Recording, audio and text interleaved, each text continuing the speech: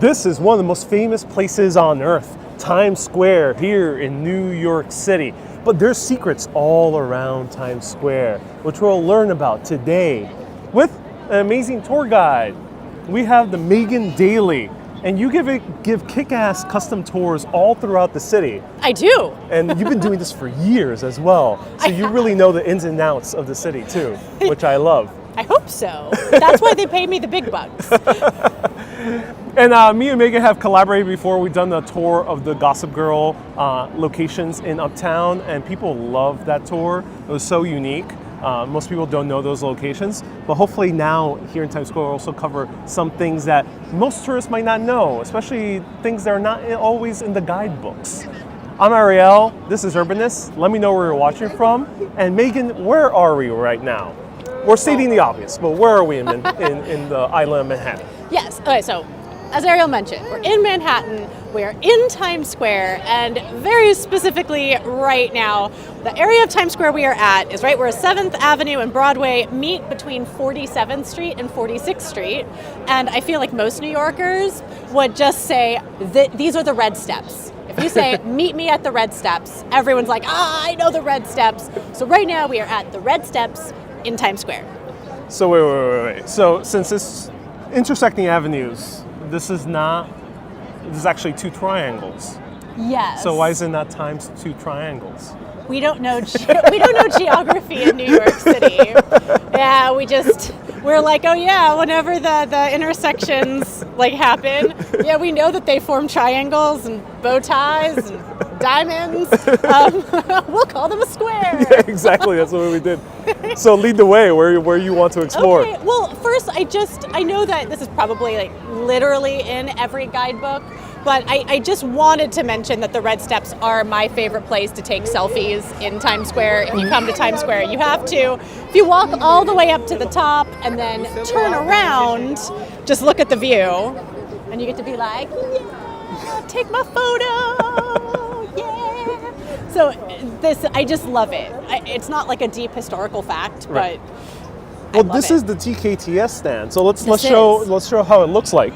Yes. And also beware of the guys who approach you to take a photo, because yes. they will overcharge you for a single photo. This is very true. Okay. Actually, my general rule of thumb in Times Square is if somebody tries to hand you something, you say no. Just say no. Forget about it. Forget about it. So if we turn around here, the line's actually not too bad right now. My guess is it's because it's a Monday night. Yeah. So this is the TKTS booth. TKTS booth, it is a discounted ticket booth where you can get discounted tickets to Broadway shows, off-Broadway shows, and sometimes they have Lincoln Center shows there. They do, especially if you go to the TKTS booth in Lincoln Center as well. And today they have the Radio City Rockettes as well. Oh wow, that's a 50% off. This is a good pro tip Yeah, if you want to go see the Christmas Spectacular. So it's a very easy process because all you do is line up, say the place that you want to go, and they'll tell you what the seats are available.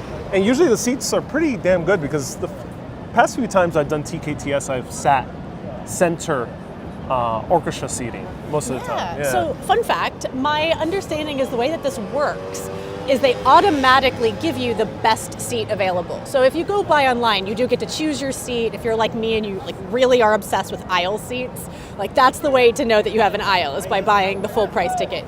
Here they just default to the best available ticket. Now something that often happens is the most expensive tickets are the last to sell because they can get quite pricey. So if you're in this line, you might be getting the house seats. That's the seats that they have reserved in case the director comes, in case the president of the United States comes, in case, huge celebrities like, oh my goodness, Jennifer Lawrence needs tickets. What are we gonna do? They save those seats, and if those don't sell and right. President doesn't come see your show, they'll put it here. So you might get the house seats for the hottest ticket in town at the TKTS booth. Oh, that's amazing. This is what I love about here in New York City. They do make it easy to go to Broadway. You don't just need to go to Hamilton and spend $800 for a ticket. Right. In You fact, can go to Hadestown instead and maybe see Hadestown is so for like $200. one of the traditions, like my fondest memories growing up, were coming to New York City with my mom, and we would go to the TKTS booth, and we would literally just ask, what is the cheapest ticket that you have? Oh, really? Yeah, Oh, cool. and that's how I saw 1776 the first time. We sat in the last row of the Gershwin Theater. It was closing night of 1776. That show is literally why I chose to study history. Oh, wow. So like it is maybe the reason why I'm here right now. But here's a fun fact. At the end of that show, one of the actors came out. It was a long time ago. So he had one of those little like disposable like Kodak cameras. Yeah. And he took a picture of the audience. And like this just stuck with me so much. So when the revival of 1776 came out, like a bunch of tour guides, they were talking about it. And I was like, I loved that original one. It wasn't the original revival. And one of the guides was like, I was in that. And I said, do you know who took the photo? And he goes, that was me. So one of the tour guides was the guy who took the photo, but he said it turned out all black. So there's a black photo of me in the audience of 1776. Well, at least you know you were there. Now this guy's cool. Let's I know that we have getting whammed. Oh, we'll get whammed, especially during Christmas time with Last Christmas playing everywhere. Oh my goodness. Especially like the pedicabs. Like as soon as you step off the plane, there's probably going to be a pedicab waiting for you, waiting to wham you. So Adriana says, Megan's so down to earth and easy to listen to. Colette says, no such thing as coincidences. Oh. Sally, nice to see you here. Adriana says, no wonder people line up for TKTS. Yeah, and pro tip, go very last minute. There will be barely a line. Yes. Go sometimes 10 minutes prior to show opening. And often that's when the cheapest seats go. Because if you buy the house tickets, right, you're getting like the $500 tickets at half price. Yeah. So you might still be spending $250 on a seat. But then like the last seats, that's what happened with me in 1776. They were like, these are the last 2 tickets in the whole house because they had sold everything else. And I think our tickets were $10 a piece. That's good. That's amazing. You're probably not going to find $10 tickets anymore. No, that was many years ago. I'm sure that you've talked about this, but one of my favorite secrets is there's a little sound installation. Oh, yeah. The sound installation right on these like gorillas have kind of set up shop on the sound installation. He's keeping guard because Cthulhu might burst from the... Exactly. Oh. Wait.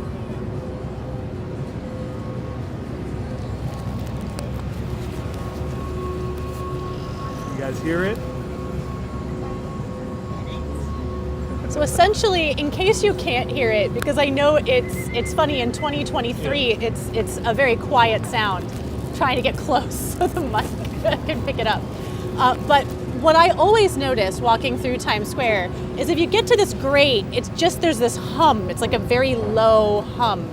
And I always assumed that it was mechanical equipment or something from the subway, but it's not. It's actually an art installation. And this art installation, it's a sound art installation, is supposed to drown out the sound around you.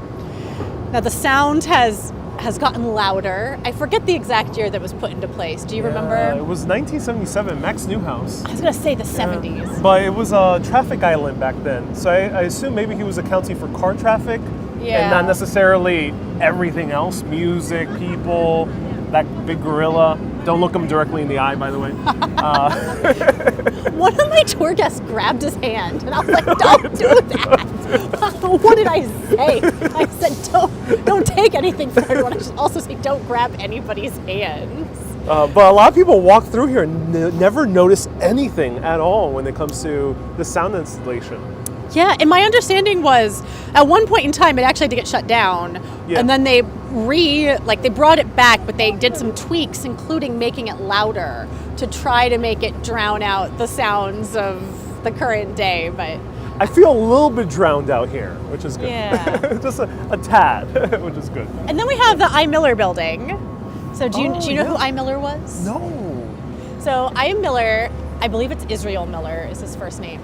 I.M. Miller was a shoemaker. He was a cobbler. So he came to America to make shoes. And essentially what he ended up doing was becoming the premier shoemaker for Broadway. And there's a couple of statues on the facade of that building of famous actresses of the day, including Ethel Barrymore, who is a relative of Drew Barrymore. Drew Barrymore. The entire Barrymore family. Also, John Barrymore was involved in that. But he's not up there. It's only Ethel. Oh, wow. And what does it say up there? The show, folks, shoe shop. Dedicated to beauty and footwear. Ah. And you can go online if you search I. Miller and find his shoes. It was a big shoe brand. You could actually go in and buy shoes to like a fancy event if you wanted to go dance around in some I. Miller shoes. So it was quite all the rage. So it's like last minute shopping that people needed sometimes to party. You could do that, but he also custom made shoes, and he custom made shoes for theater.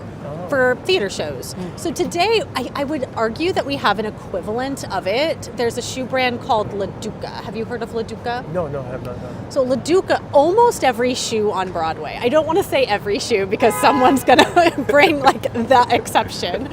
But almost every shoe, especially if it's a dance shoe on Broadway, is made by a company called La Duca. Now, La Duca, they have ready-to-wear dance shoes. So if we wanted to, right now, we could go to La Duca and buy... nearby? Yeah, the stores, I think it's on 45th Street. I may have moved. I think it's like on 45th Street, way to the west. But you can go and buy some tap shoes if you wanted to go take a tap class today and you're like, oh no, I need tap shoes. You could go and do that. Or being young Frankenstein. Right. If you're like, I've got to be the emergency replacement for Back to the Future. That too, yeah. Buy yourself some rehearsal shoes. And they have like a whole different line. So they have the student line, which is the least expensive. They then just have the ready-made shoes. Then you can get custom-made shoes. And these custom-made shoes, like sometimes it's if you have a strange shaped foot. One of my best friends has a foot that's shaped like a duck. She knows this. Okay. She's not going to be mad at me. Like it's the widest foot you've ever seen. I'm very curious. So like she has to get custom-made shoes. Oh, I see. And then if you are, for example, like Young Frankenstein, Phantom of the Opera, Back to the Future, Chicago, the costume designers will often have a very specific shoe in mind. Like they'll say, we want a blue shoe with gold stripes on it. And they'll go to La Duca, and La Duca will custom make that shoe for the show. And often they'll work with the choreographers and the actors to make sure that they feel safe in that shoe. That's amazing. And La Duca is following the legacy of I. Miller. Exactly. And now I. Miller's an express store. I know. It goes full circle. Can you buy shoes there? I think you can probably buy some shoes at Express. Oh, but it's also... We have another famous star right down there. The third one. Mary Pickford. Mary Pickford, who's associated with another famous theater that we might pass by a little bit later. I actually don't know the theater. The New Amsterdam Theater. I'm like the worst tour guide in New York City, obviously. Two tour guides are better than one. I have to say, I sometimes feel like very nervous around Ariel because I think he might be like the one person who knows more than me. That's actually not true. A lot of my tour guides that I work with are so smart. Their brains are like bigger than the 5 boroughs. Oh, that's good to hear. Well, I imagine being a tour guide, you sometimes have the actually person in the tour, which could be a daunting task. Don't be the actually person. Here's the thing. I'm going to tell you a little bit about how the sausage is made when you're tour guiding. Yeah. Tour guiding is very much like edutainment. So you're educating, but also entertaining. But additionally, someone will hire you for a 2-hour tour. Now, we could probably sit and talk about the I. Miller Building for 2 hours. And if you hire me to do an I. Miller Building tour, okay. Just a lecture here. We can stand right on this corner and talk about this building and this corner for those 2 hours. But people write books about people's lives that we're talking about. And of course, I can't fit in every fact of their entire life in the period of the tour. Right. So often, like, yes, we'll know these facts, but we're trying to create like this condensed story to fit within the parameters of a 2-hour tour, a 4-hour tour, a 6-hour tour, to make sure that people get like their very best experience. Because just like in Broadway, the show must go on. It must. So let's And go to I do want to point out one more thing. This the building with kind of like, so this is going to be a 2-hour lecture yes, on the I. Miller not building? just this building. Okay. No, the building right next to the I. Miller building is known as the Actors Equity Building. Oh, this is the, oh, interesting. Actors Equity is the union that protects the stage performers, the live stage performers specifically, and a lot of auditions happen there. So some of your favorite Broadway stars might have booked the show in that room. Oh, I'm gonna check and see if we have a time. Will get the role for Back to the Future as the mom. Oh, okay. I forgot the mom's name. The mom. Oh, the problem is that is she in the Broadway show?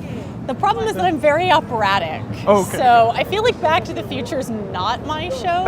But fun fact, I was in a show, I was in Hunchback of Notre Dame with the guy who plays Biff in Back to the Future. And I played his mom.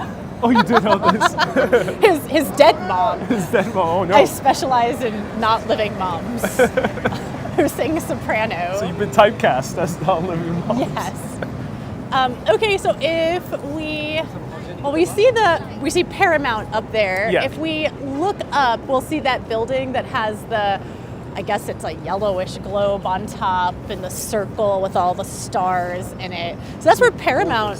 What? It's a gorgeous building. Something that most people overlook when passing through Times Square. Yeah, I think because you get so dazed by all the lights, but you forget that there's historical buildings still here. Exactly. And I think it's very easy to get distracted by Raising Cane's and Bubba Gump and Hard Rock Cafe, which are all at the ground level of that building.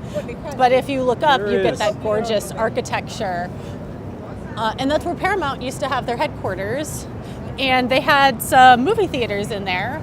And that is where Elvis Presley's film debut took place. Oh. So Elvis Presley made his silver screen debut right there in the Paramount building. My mom's obsessed with Elvis Presley, so felt the need to include an Elvis Presley fact here. I did post an Elvis Presley short recently about his history in New York. Oh, very cool.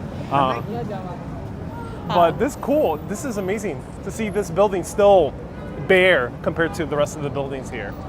Yeah, that is interesting. Now, I think, correct me if you have information to the contrary, but my understanding is that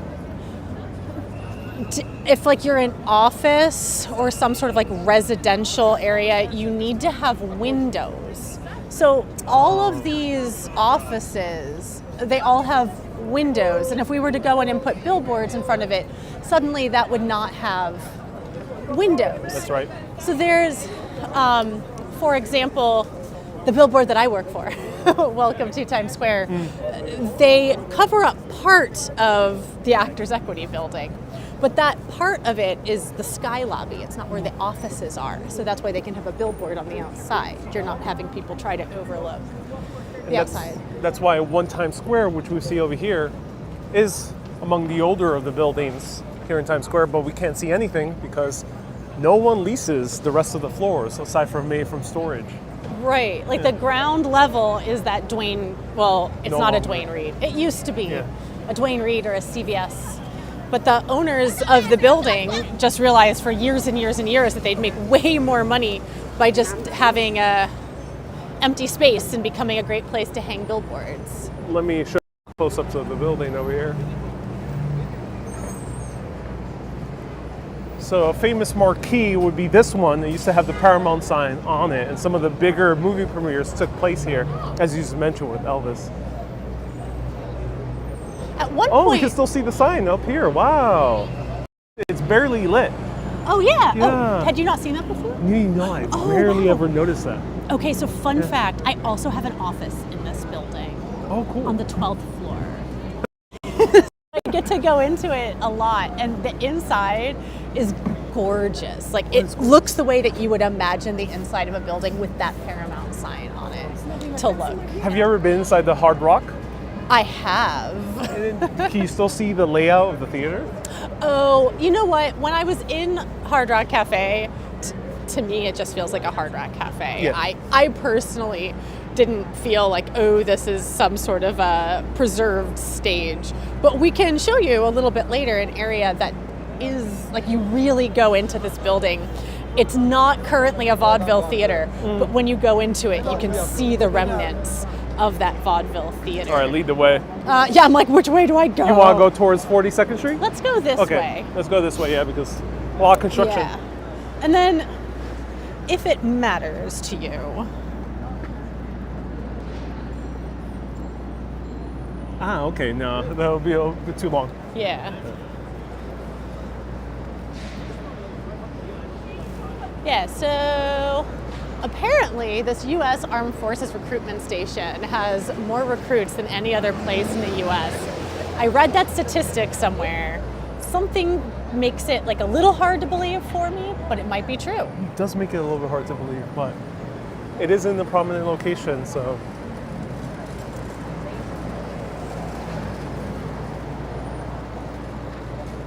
Times Square always looks different after not coming here for a few months. Oh, also, do you know why there's no cars on Broadway? Like, technically right now we were just on Broadway where all of those red benches were and red tables, and there's no cars. There's no cars on Broadway in Times Square. Anybody know why? Do let us know. So essentially, in pretty much any big city, but specifically in New York, where there are intersections, that's where like the traffic gets especially bad. And that's where the risk, the chance of cars crashing and getting into accidents increases. So our former mayor, Mayor Bloomberg, said, what if we take out some of the intersections in the busiest area of Times Square, Right. and we transform Broadway into a pedestrian plaza? And it was supposed to be a temporary initiative, but it was so successful that they decided to make it permanent. And now you can walk on Broadway, do yoga on Broadway. The Times Square Alliance, they do all kinds of really cool activities. I took a hip hop class on Broadway.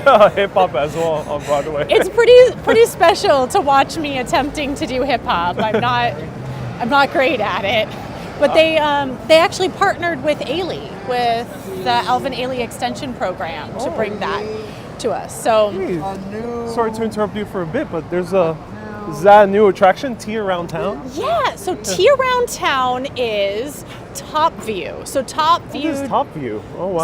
So Top View is a double-decker bus company, and they realized that there's a lot of double-decker bus companies in New York City. Yeah. And they were all competing with each other and kind of canceling each other out. And it just became a contest of who could offer the cheapest ticket as opposed to the best product. So Top View thought, well, what if we just do something a little bit different? So they created Tea Around Town, where they converted a double-decker bus into a tea party. So apparently the top level, it's now all enclosed, so don't worry when the winter comes, and you can sit and have tea. I haven't had a chance to go, but I've seen the videos and the pictures, and it looks really, really cool. Ah, let us know if you want to see Megan and I do another live video, Tea Around the Town. That would be so much fun. Top View, hit us up, slide into our DM. To do a tea around town. So now we're passing through 42nd Street, and this is one of the most famous streets. Yes, I find it to be such a fascinating street. One of the reasons why I find it to be so fascinating, this is just my own observation, it is so busy, but there's like a lot of theaters, but there's not a lot of necessarily shops to go into. No. I just find it interesting that it's always so much busier than every other street.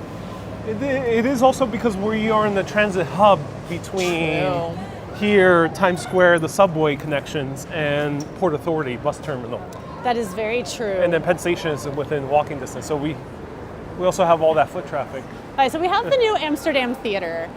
Something kind of funny. So I don't know if you can tell by looking at it on the camera, but this really isn't very big. Like if we stand here and we tiny look theater. at this, right?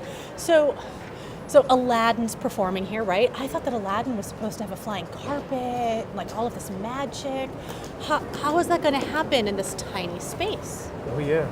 Well, what happened was the original creators of the New Amsterdam Theater, they wanted a 42nd Street address, but they didn't want to pay 42nd Street prices. So they just bought like this little tiny bit of land on 42nd Street and created a very long lobby. And the theater is actually on 41st Street. Wow, that's crazy. That's so interesting. Yeah. So I just always thought that was very funny.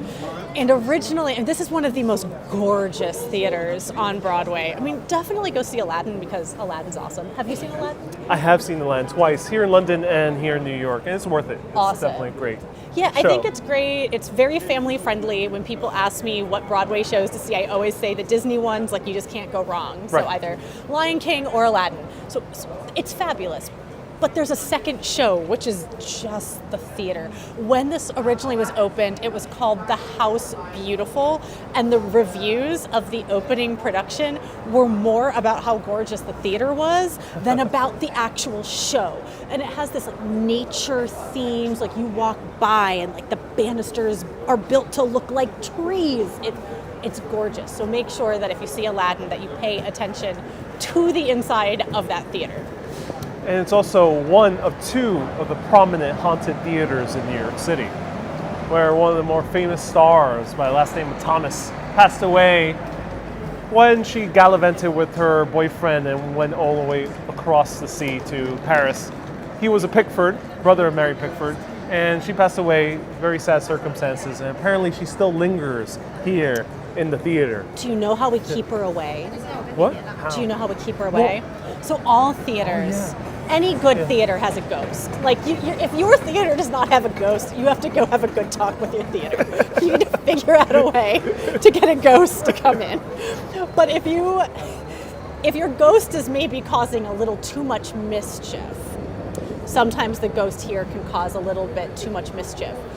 What theaters do at the end of every performance is they put up like a post that has a light bulb on it. It's literally this very tall post with a light bulb. It's called so loud. The buses. That was them messing with us.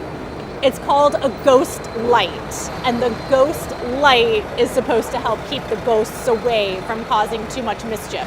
It's also really good just for safety because if someone has to come on, like one of the tech crew, to change a light bulb or to fix a set piece, and it's totally dark, they'll trip and that won't be fun. So. And also pay attention because when you go inside, you see a huge portrait of Mrs. Thomas.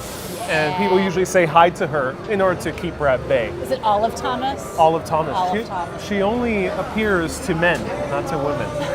I feel like ghosts, maybe I'm very happy about this. Like, I've not had a supernatural experience. Maybe I will, but I feel like maybe that's a reason why I haven't met Miss Olive. Let me say hi to a few other people. Cat Ranger says, I love The Lion King. I remember seeing it here in this theater. Susie says, I remember Ariel's video inside the theater. Yes, I have a live video from last year inside the theater where they have a museum towards the Ziegfeld Follies.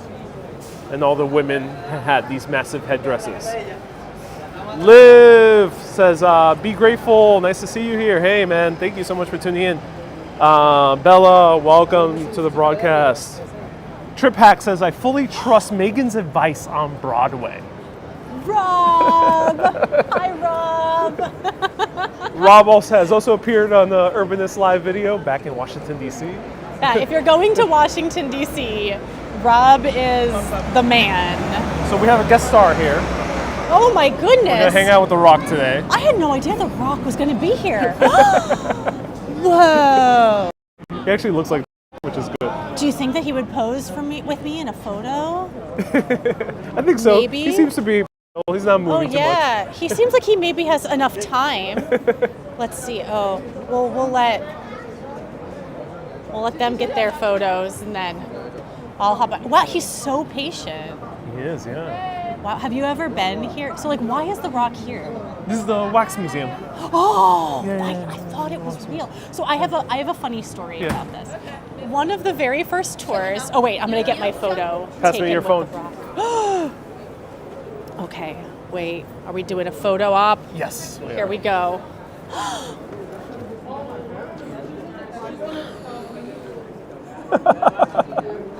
You gotta give me a rock eyebrow raise. There we go. Yeah, there we go. Okay, so one of the very first tours I ever gave. Oh, we gotta do one. Here we go.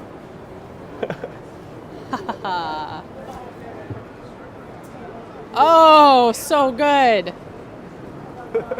Okay, so I feel this is very important. I feel like Madame Tussauds gets a bad rep. A lot of local New Yorkers call it a tourist trap. I love it, and I think that people shouldn't be afraid to have good old-fashioned cheesy fun. If you want to go and have your photo taken with Ariana Grande, The Taylor Rock, Swift. Bill Clinton, Richard Nixon, they're all there. Prince William. But one of the very first tours that I ever gave, I was working on tour boats, and there were people who spoke English as a second language, and they kept asking me, "Where's the building where they keep the celebrities? Where's the building? There's a building where they keep all the famous people." And I'm like, wait. We don't keep them in it's not a zoo. I don't understand. And they meant Madame Tussauds Wax Museum. Oh, I see. Yeah. Because I'm sitting there thinking, I was like, what country are they from that they think we put all of our famous people in one building and let them out when they're good? It's like the Hunger Games. Well, another place where they keep famous people all closed up is here. Oh, yes. On the silver screen. They keep them on a screen. It's so scary. And they make them do the same thing on repeat over and over and over again. It's like a Goosebumps torture. episode. This went to a really weird place. So this movie theater. Yeah. Okay, so this movie theater is the first movie theater that I ever saw a movie in New York City. How about you? First movie ever in New York City. Well, I'm from here, so right. I recall going all the way to the older theaters on Times Square. But this one, it was the first movie theater that me and my friends would come to, where we would do movie hopping. Oh. Everyone buy your tickets legally, okay? But we would movie hop from one theater, and our record was 4 movies in one day. Whoa! Yeah. Do you remember what 4 movies? Oh, I forgot. One of them was one of the Fast and Furious movies. So it was Too Fast, Too Furious, and I forgot the other ones. Maybe Shrek 2 or something. Okay. Yeah. So yeah, I came to New York. I don't remember what the movie was that I saw, but I saw many movies in here, and I never noticed the coolest things about this movie theater. That's so right. Let's go in. So we're just we're gonna go see a movie. I recently saw Napoleon. I loved it. Likewise. I'm glad you do. A lot of history people hated me. I didn't realize how obsessed I was with Napoleon until I saw the movie. Most people come in and just buy a ticket. Yeah. But they rarely ever look up. Right, the experience that I had was just going to these kiosks or going to that counter, and yeah, exactly, never looked up, hopped in the escalator. So what do we see if we look up? Oh my. So I'm so curious if anyone has any ideas about what we are looking at. I doubt AMC spend this much money on ornamentation. So something... if I were to guesstimate, this would be older than AMC. Correct. Yeah.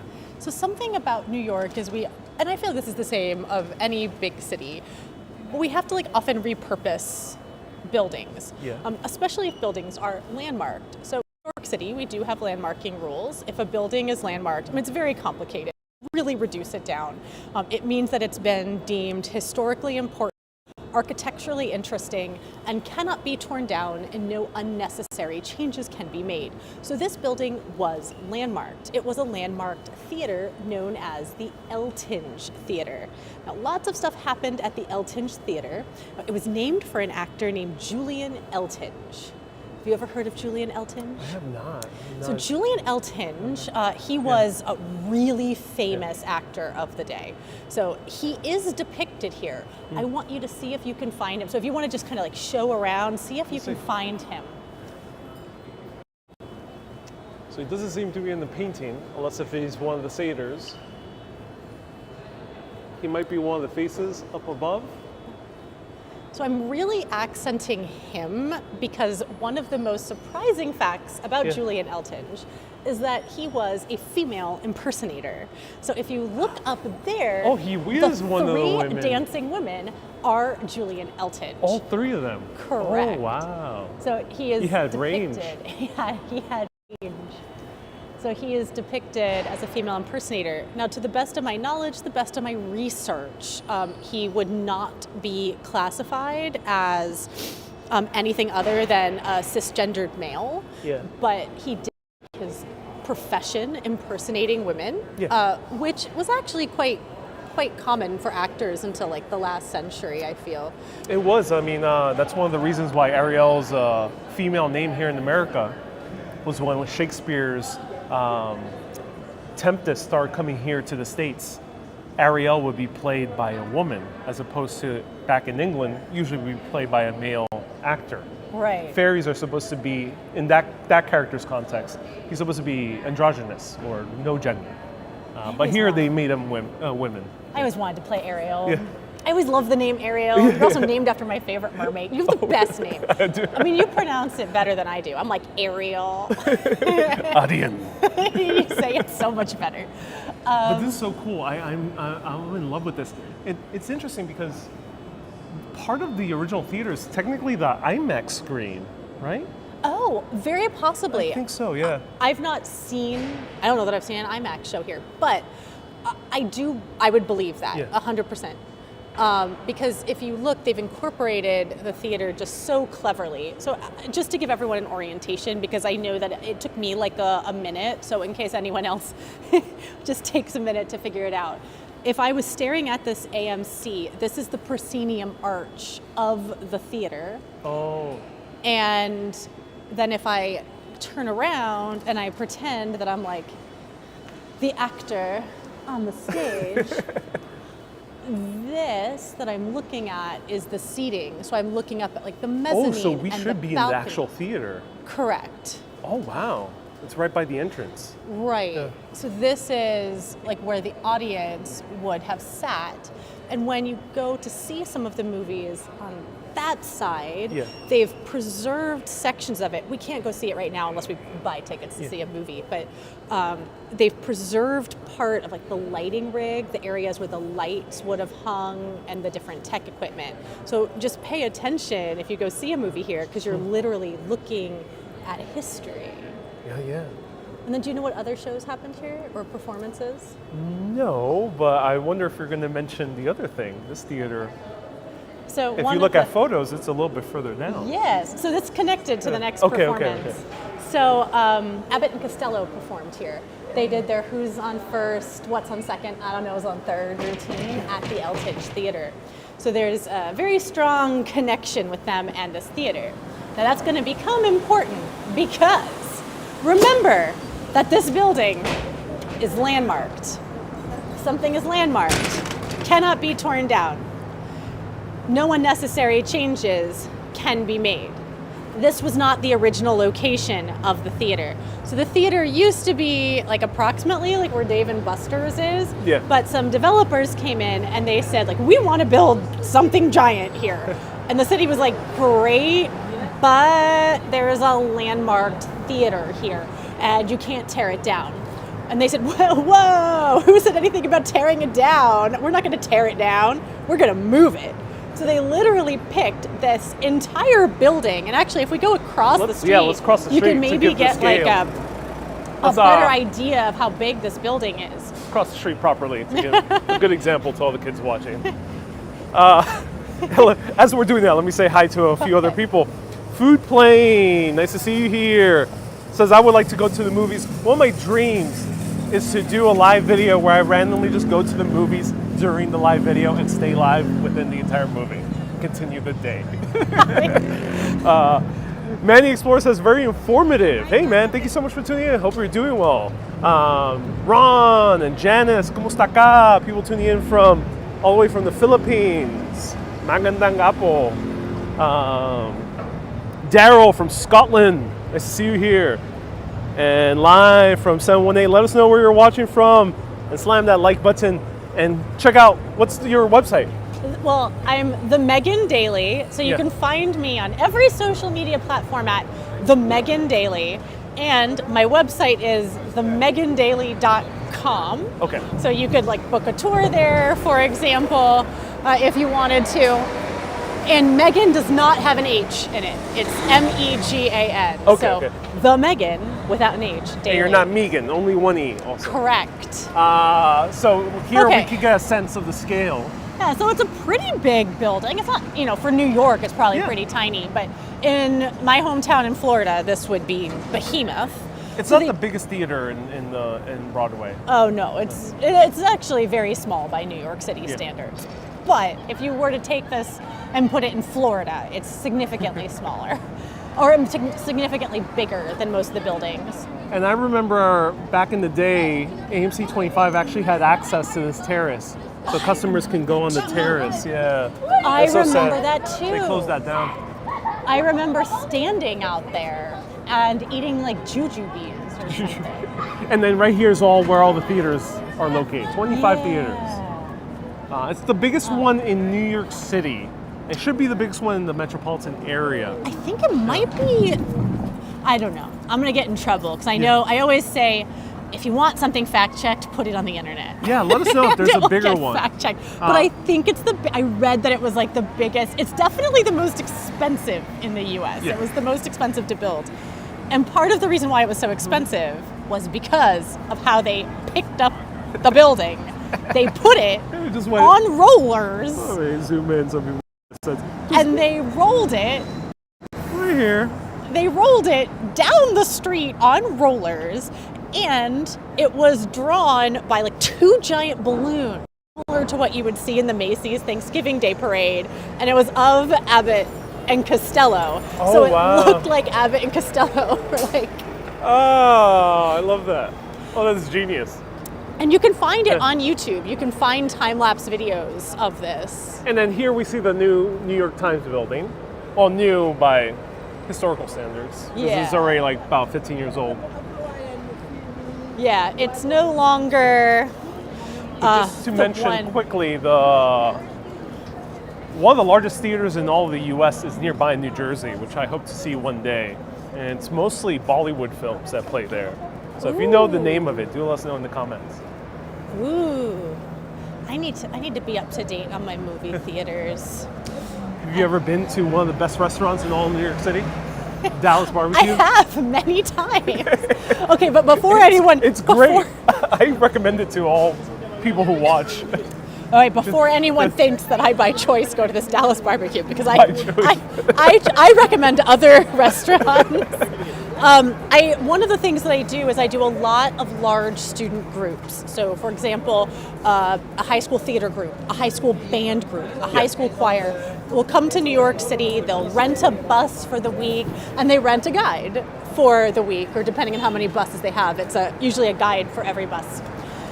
And when you're traveling, sometimes with a group of up to 500 people, depending on how many buses you have limited options for where you can eat, because a lot of New York City's most famous institutions, for example, John's of Bleecker Street for pizza, they're just very small. They're not gonna, they literally could not seat everybody for a 500-person group. So you end up going to places like Dallas Barbecue a lot.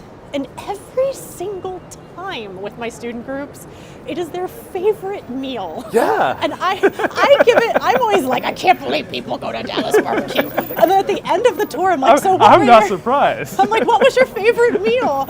And I'm like expecting them, like we usually find like one good New York institution to go to that can accommodate everyone. And I always expect it to be that, like the pizza. No. Oh, yeah. Always Dallas Barbecue. What's your order? The Texas-sized pina colada. Oh. Yeah, first. And then the pulled pork with the gigantic cornbread. And then usually, if I go with a group of friends, It's someone's birthday, at least.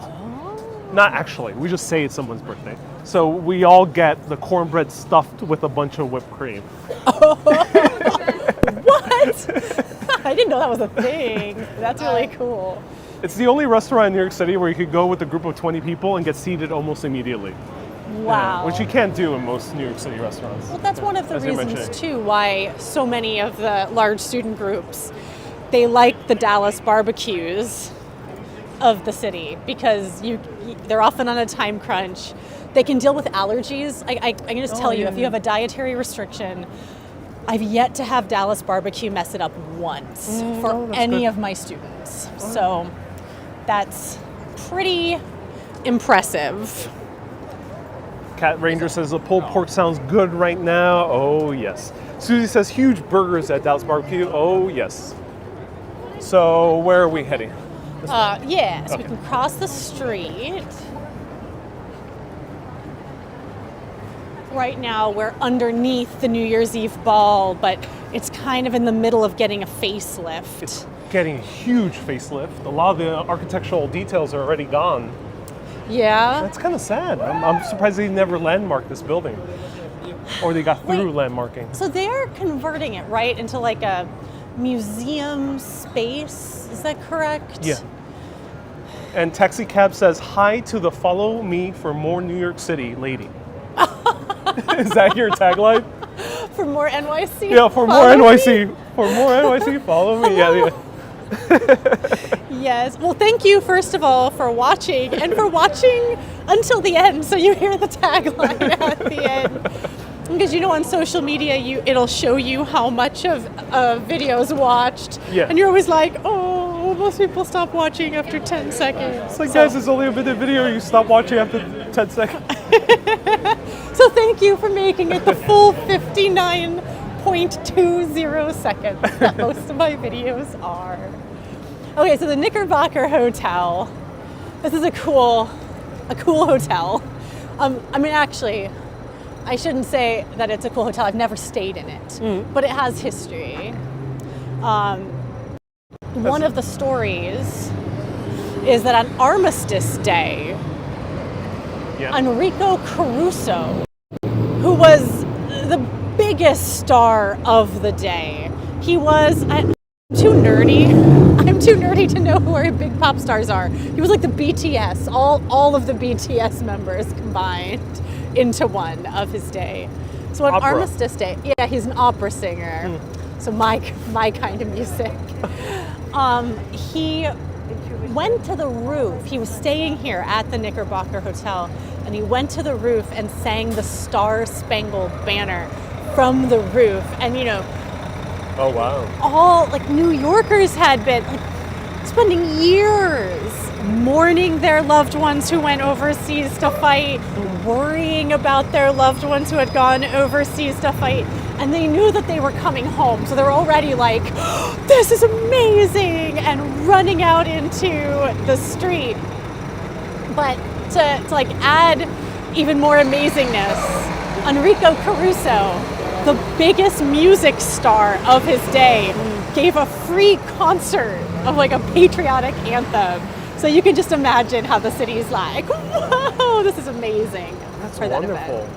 Especially on the rooftop. That's amazing. That must have been quite a sight. And quite a sound. Even from down below, you might have heard him.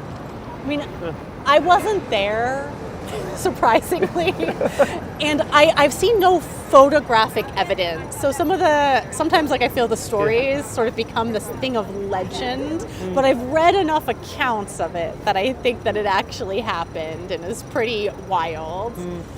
And also the legend, I've heard a couple of different legends behind the creation of the martini, but one of those legends... Oh, the martini, the actual cocktail drink. Yes. Okay.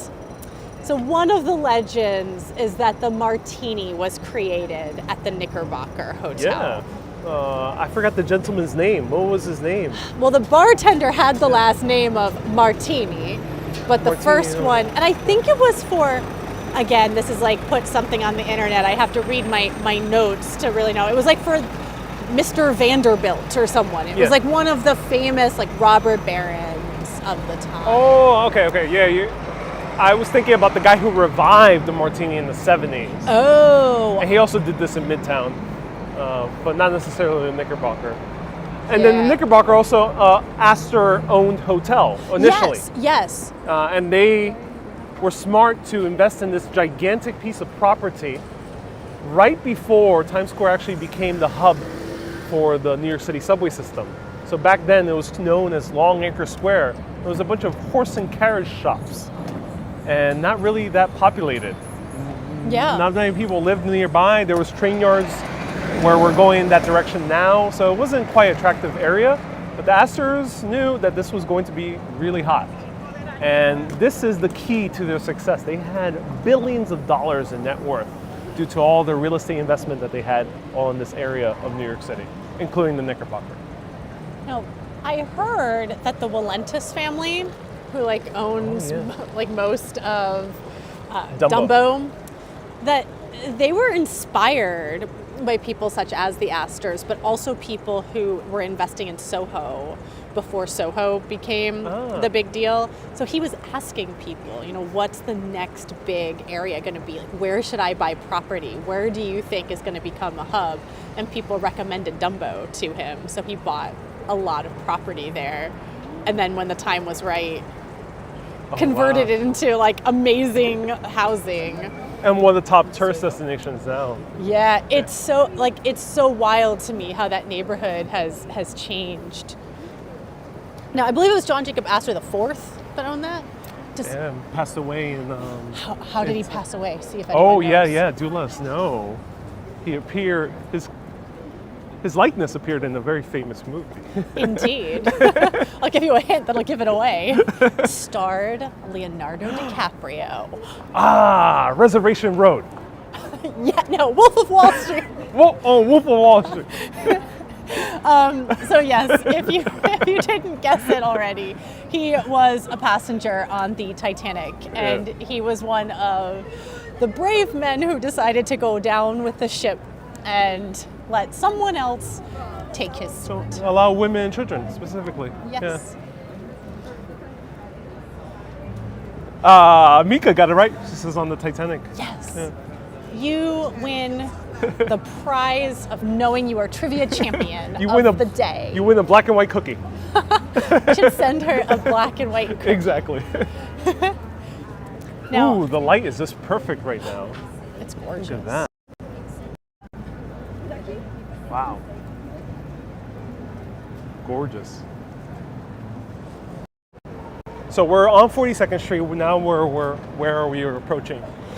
So we're approaching Bryant Park, which every winter transforms into the Bank of America Winter Village, which over the years just gets more and more and more and more and more beloved and famous. Yeah, it is. Yeah, now it's been voted the top Christmas market in the world. Oh, was it? Yeah. I'm not surprised. Has shocked me, yeah. It's, now the first year was 2005. Yeah. Right? So it's relatively new. Yeah. 2005. Yeah. That recent, okay. I believe that it's relatively new, which sort of surprised me, but we have to remember that Bryant Park, as we know it, is relatively new. It wasn't always a place that people would feel safe alone. It wasn't always a family-friendly area. Also known as Needle Park. Yes. And something, I don't know, it's interesting because just to paint in very broad strokes. Oh yeah, we get to see the Empire State Building. Yeah. So New York City's always been this shipping center, a trade center, because we had these amazing ports. When the shipping industry left, a lot of workers left, a lot of companies left. And as a result, the city was not getting a lot of tax dollars. And as a result, we weren't able to maintain our parks. Let's cut through here and then continue. Yeah. Show a little glimpse of the market. We weren't able to maintain our parks. We weren't able to maintain our libraries. But something that I really love, again, this is painting in very broad strokes, but so many of our beloved institutions were saved because New Yorkers looked around and they said, we want libraries, we want parks. And they donated their own money to start cleaning it up. And some people were really rich. So for example, Yoko Ono donated $1 million of her own money to cleaning up Central Park. Oh, really? Oh, wow. And some people, had $1 that they could contribute, but all of those dollars eventually add up. And that's part of how Bryant Park began its transformation. And then Fashion Week happened here.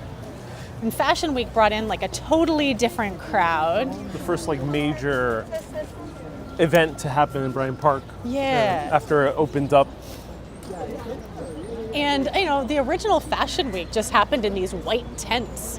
And people were like walking down the runway in these white tents. But when you have these supermodels, when you have the big brand designers, you get a different clientele walking around the park.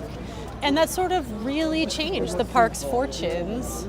So we have this winter village. It came after the Union Square.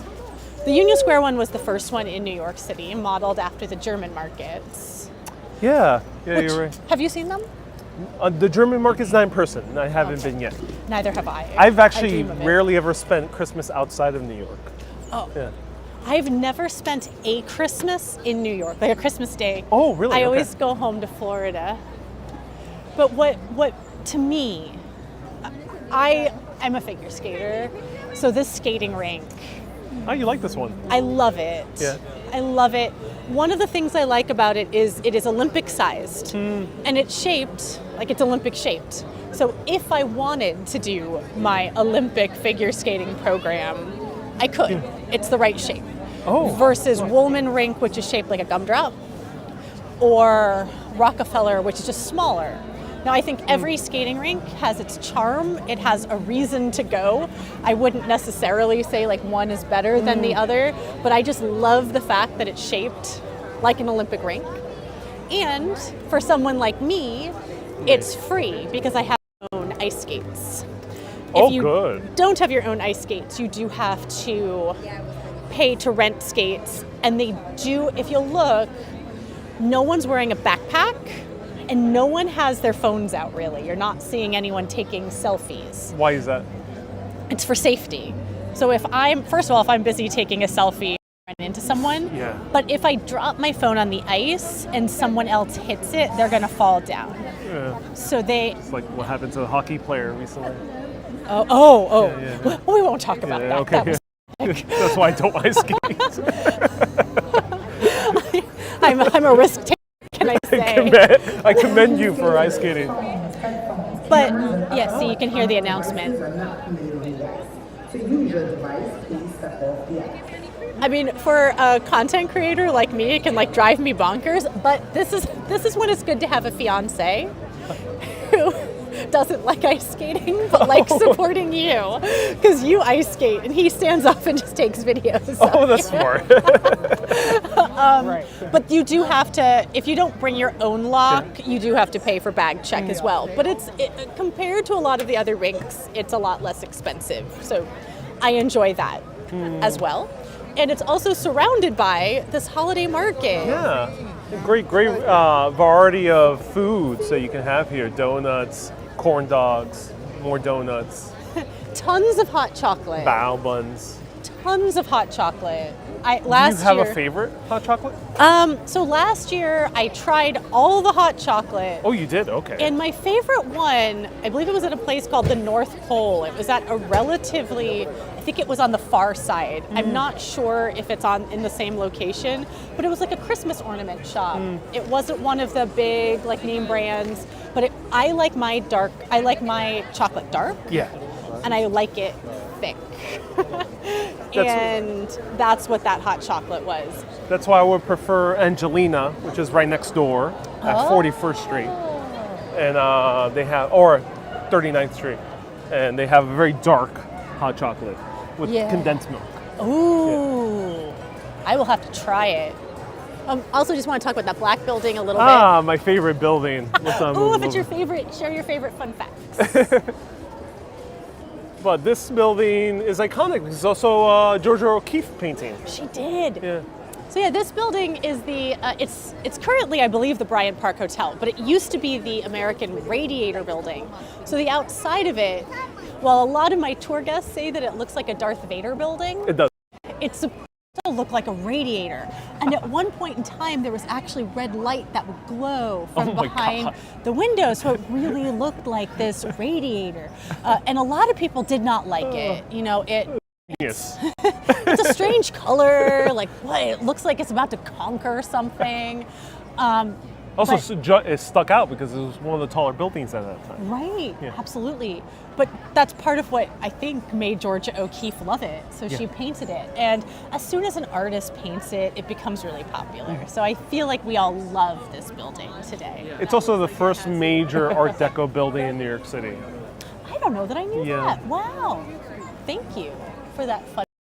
So Georgia O'Keeffe paints an entire series of New York buildings, including the Woolworth. She also featured it, but I think this is one of her best ones because it looks so tall and ominous in her painting. And she painted it like at night as well. It's so cool. Go onto Google and painting of the American Radiator Building. And then we have the Bryant Park Christmas tree. Oh yeah, which is being lit up tomorrow. Now, do you have a favorite Christmas tree in New York? Well, for me, Rockefeller Center is a classic, I would say. Yeah. But if I were to go anywhere else besides Rockefeller Center, it would be Wall Street. Oh, okay. Yes, it's the quieter. New York Stock Exchange. Yeah. Now, I always tell my family that the Rockefeller Center tree is my tree. They're like all sending pictures of their Christmas trees, and I'm like, mine will be lit on the 29th. You're all invited. Anyone who wants to come and see mine be lit. But I think that I love that we have so many Christmas tree lightings, and I believe that the very first public Christmas tree lighting happened in Madison Square Park. It was the lighting Christmas trees just wasn't a thing. And Madison Square Park was like, yeah, we're going to make it a thing. And then in 1923, electric lights were still really new. So we used to light our Christmas trees using candles. And if you have like pine trees, spruce trees, and candles, and you know, they're cut down, so they're probably not always like really maintaining the most water in their needles. What's going to happen? Ooh. Yeah, they're going to burn down. Yeah, that's a very So recipe there's for disaster. I wish David was here, my fiance. He was saying there's, it's like Frank Sinatra's relatives' Christmas tree burned down and like burned down the entire house. And he's like, isn't it ironic that he has like Christmas by the Fireside as one of his albums? But they came out with electric Christmas lights. The very first electric Christmas lights were actually created in New York City by someone who worked with Edison. But it was something like like each light bulb, not each strand of light bulb, but like each light bulb itself would have cost $3. So it's just very expensive, and $3 in like their money back then. So it just was very expensive to light trees. But as electricity became more like prominent, they were really trying to say, hey, we should have electric lights on the trees, it's safer. So we had the very first national Christmas tree lighting using electric lights meant to promote that safety. And that was the same year that we had the very first New York Stock Exchange Christmas tree. Oh, interesting. Yes. Oh, wow. And that means that this year's New York Stock Exchange Christmas tree is celebrating a very important event.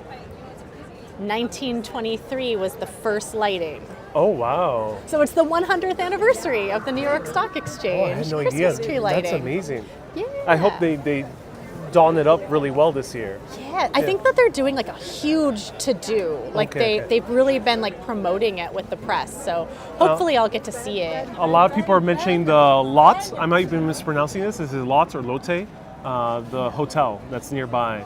Yeah, I think it's technically pronounced the Lotte. Lotte, I think I said the Lottie. But yes, that's nearby. They also always have amazing Christmas decorations, and I believe that their tree is back. They've been under scaffolding for several years, and this year, I haven't had a chance to go myself, but the tree, based on the photos I've seen, looks phenomenal. Their decorations look phenomenal. Oh, that's great to hear. All right, let's continue walking through. Lots of people here taking photos, and it's not that full. I'm kind of surprised. Oh, really? I was already dreading coming here because I thought it was going to be crazy full. But that happens more closer to Christmas, and also towards the weekends. Did you say crazy full or crazy cold? Full. Full. So it was actually more crowded than I expected because it's a Monday. It's the Monday after a holiday weekend, and they haven't lit the tree yet. So I was like, oh, I'm going to come. I actually filmed a bunch of Christmas shorts today. And I thought, oh, nice. I'm going to come and film these Christmas shorts and there won't be crowds. And there were a lot of crowds. Oh, yeah. Everywhere. I feel like people are back to celebrate Christmas with a vengeance this year. And pro tip, Megan has a great collection of short videos you can find on Instagram where you can learn all about New York City in a minute or less. And it's amazing. Little bite-sized minutes. Yeah. Thank you so much for mentioning that.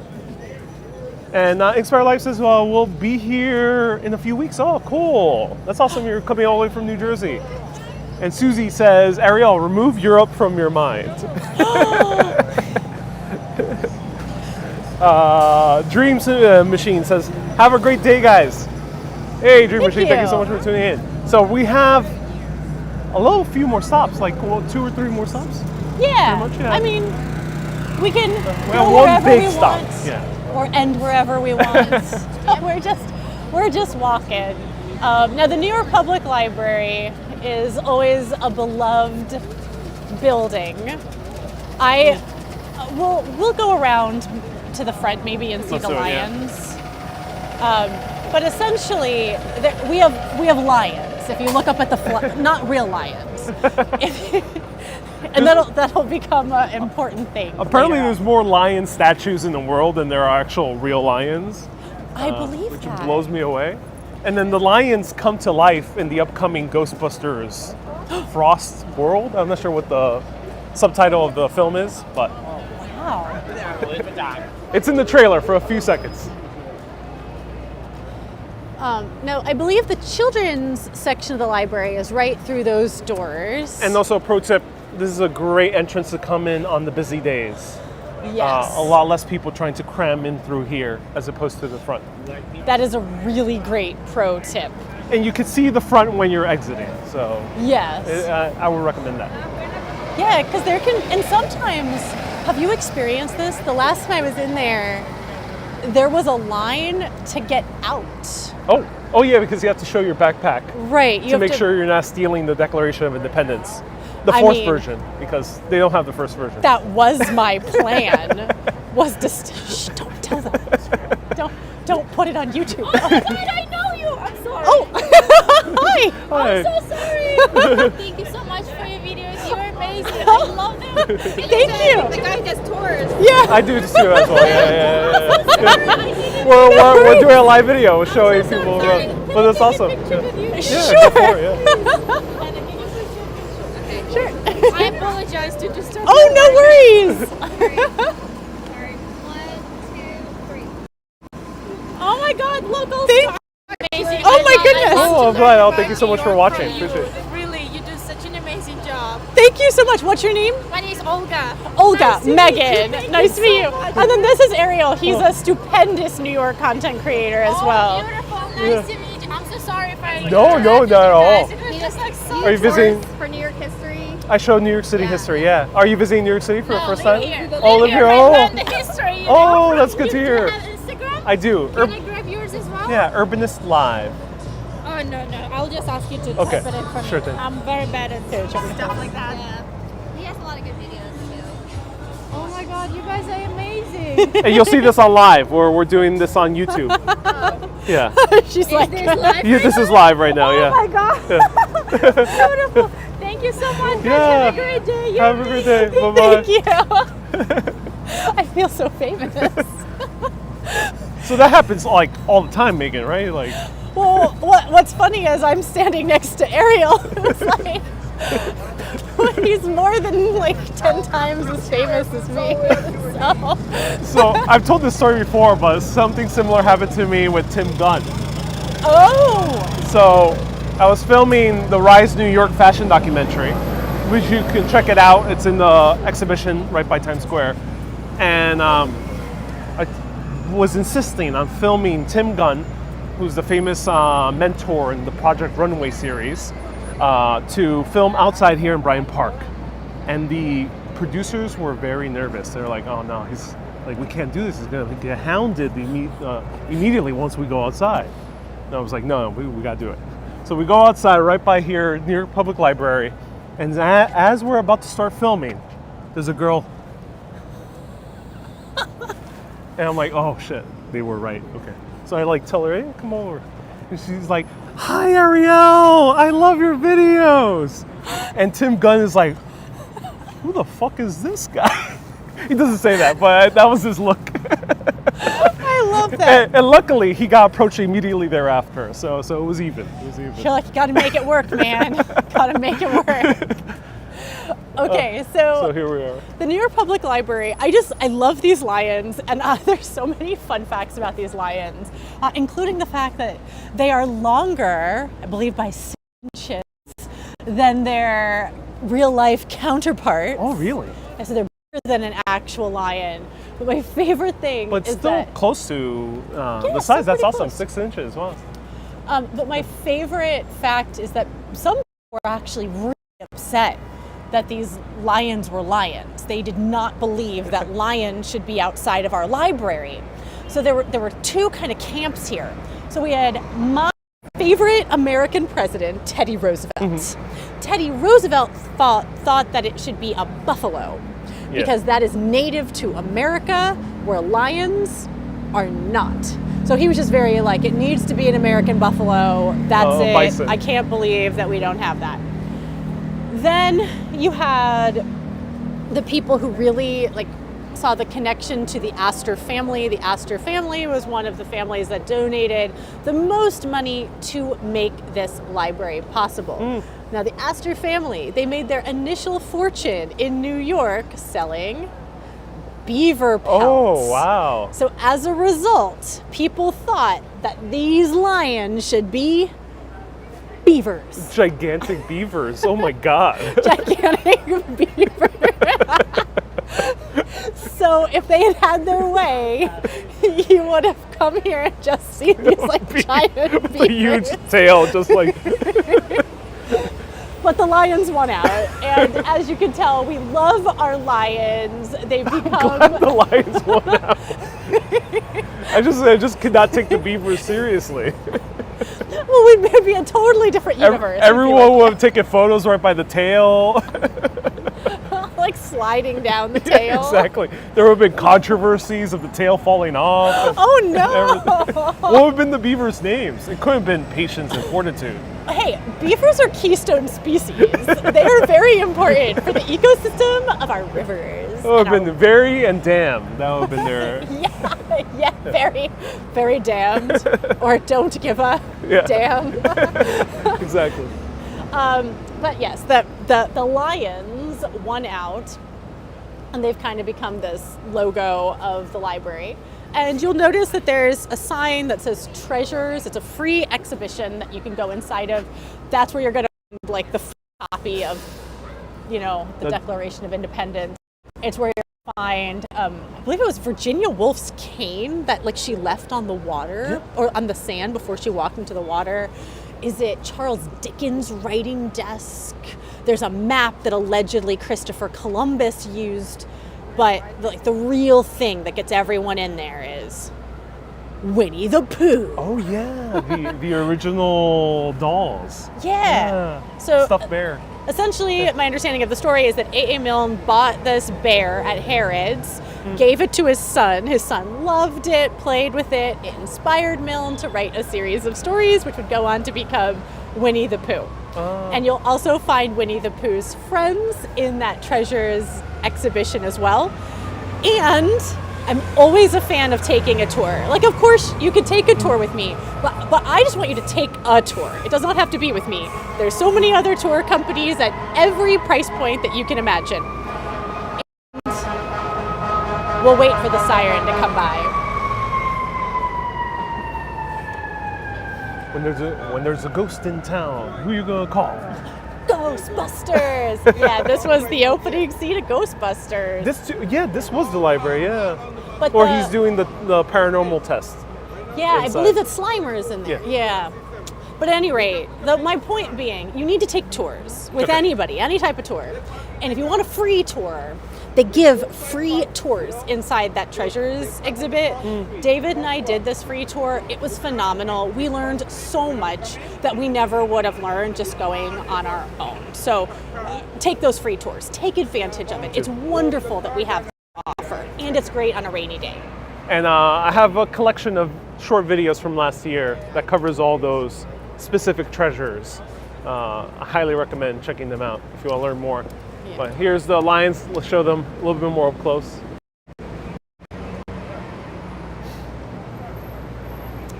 I love that they put these huge, how you call these again? Like the wreaths. Reefs on them. Yeah, we get very festive. And then the library is open to the public. Anyone can walk in. You do not need a library card. Do you need one to go in here? Because I haven't been here yet. The newer edition. So I haven't tried to go into that one. Not yet. Okay. So apparently they have a rooftop with the views over here as well. Now there's a hotel that I stayed at. And Brett, thank you so much for the super chat. I appreciate that. It's right down this block. It's called the Library Hotel. So it has a whole library theme, and they have a bar called Bookmarks. Oh, they do, yeah. And all the drinks are literary themed, and you can go on the rooftop. And if you go on that rooftop, you get to look down this road, which is nicknamed Library Way, because if you look on the ground, there are all of these plaques that have quotes from literature, and you get a gorgeous view of the New York Public Library. They do, yeah, so framed by the street. If you're a book lover, Bookmarks, the Library Hotel. Well, and Brett, thank you so much for the super chat. Appreciate that. Give Ariel all the super chats. Maybe we'll go to a good black and white cookie or something else. What are your favorite holiday treats in New York? The black and white cookie for sure. I miss the donut shops. There used to be way more donut shops in New York City. They've disappeared the past few years. I would get the Brooklyn Blackout cake from Ovenly. Oh. They used to be in Manhattan. Now it's only really Greenpoint, Brooklyn. Okay. Yeah, pretty much that's it. The hot chocolate from Angelina's I really love. I'm gonna have to try this hot chocolate. I like Bibble and Sip. They're cream puffs nearby at 51st Street. Oh. Probably the best pastry shop in this area. I've never been there either. I have some very delicious homework. How about yourself? So if we look up, we can see the Chrysler Building. Ah. I really amazing. love it. It's my favorite building in New York City. I'm gonna call it. I don't know if you have a favorite. It is my favorite as well. What do you love about it? It's the best Art Deco building, I think. Yes. And then I love the spire. To me, the spire is just classic. Yes. Yeah. And right now, it looks to me like a Christmas tree. So It does. Yeah, you're right. It's technically our biggest Christmas tree. I wish they were decorated as a Christmas tree. They should definitely do the lights, red, green. This is a marketing plan for them. I think that we should talk to them about it. It's about to be blocked from this view that we're seeing right now. Did I know that? I did not know that. Because one of those buildings right here, one of these lots is going to be a huge, massive skyscraper. No. That's going to be exceeding the Chrysler. Okay, so we need to talk about this, like a serious talk, because this also happened with the Empire State Building. In Madison Square. Yes, and Madison it Square Park. like broke my heart. Yeah. And one of my tour guide colleagues, my tour guide mentor, Matt Baker, he said that so many of the great buildings of New York City are like Oh, we got whammed. Yeah, So many we of got the whammed. so many of the great works of architecture in New York City are like the great works of impressionist art. They are seen better from a distance than up close. Yeah. So I feel that Empire State Building and Chrysler Building, both of them, if you stand really close to them, you just can't see them. No. Your Empire State Building looks like a Starbucks and a Chipotle from the ground level. The Paramount Building looks like Raising Cane's and Hard Rock Cafe. Right. And like nothing against any of those businesses, but if you want to see this like gorgeous architecture, the iconic architecture, the reason why people travel from all over the world to come to New York City in so many ways is for our skyline. We have to have views like this. And I feel like we will in protect them. In our landmarking, I don't know if, like, I'm obviously not on any landmarking committee, although David and I were thinking about becoming involved with some. Oh, yeah. And I have mixed feelings about landmarking, but that's for another story, perhaps. But I feel like we really need to protect these iconic views somehow, unless the next building is going to be even more beautiful than the Chrysler Building. Which, Probably not. It's going to be very modern. yeah, in nearly 100 years, I haven't seen a building more beautiful than the Chrysler Building in New York City. It's a big shame because the Empire State Building was about to be blocked from the Queens, Brooklyn perspective from a building that I think was going to be built by the Trump's company, but that was canceled because there was a lot of uproar for it blocking the view.